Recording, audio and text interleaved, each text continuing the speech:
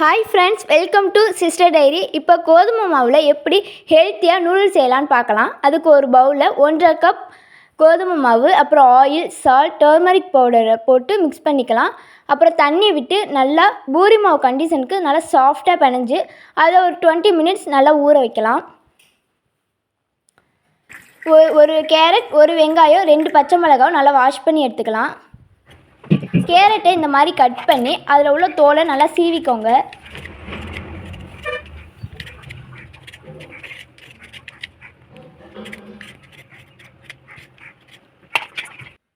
இந்த கேரட்டில் நான் பாதி தான் பயன்படுத்துகிறேன், அதனால் நீட்டமாக மெலிசாக கட் பண்ணி எடுத்துக்கலாம்.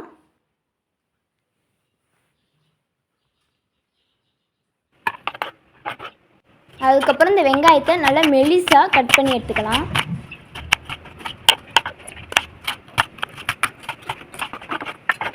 அப்புறம் 2 பச்சை மிளகாவை நல்லா சின்னதாக கட் பண்ணிக்கலாம்.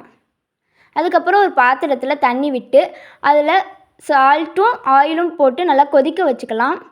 அதுக்குள்ளே நம்ம பிணைஞ்சி வச்ச மாவு நல்லா ஊறி இருக்கும்.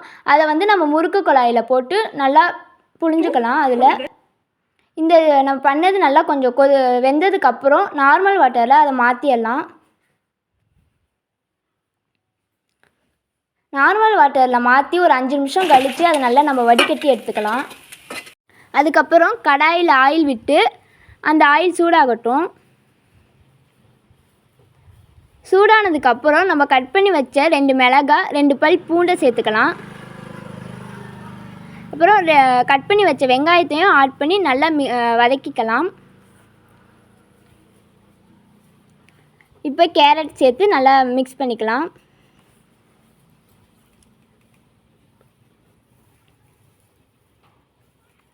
நல்லா வதங்கினதுக்கப்புறம் கொஞ்சம் உப்பு, கொஞ்சம் மஞ்சத்தூள், மிளகாத்தூள், கரம் மசாலாலாம் போட்டு நல்லா மிக்ஸ் பண்ணிக்கோங்க. நல்லா மிக்ஸ் பண்ணிக்கிட்டே இருங்க, கொஞ்சம் வதங்கட்டும் நல்லா.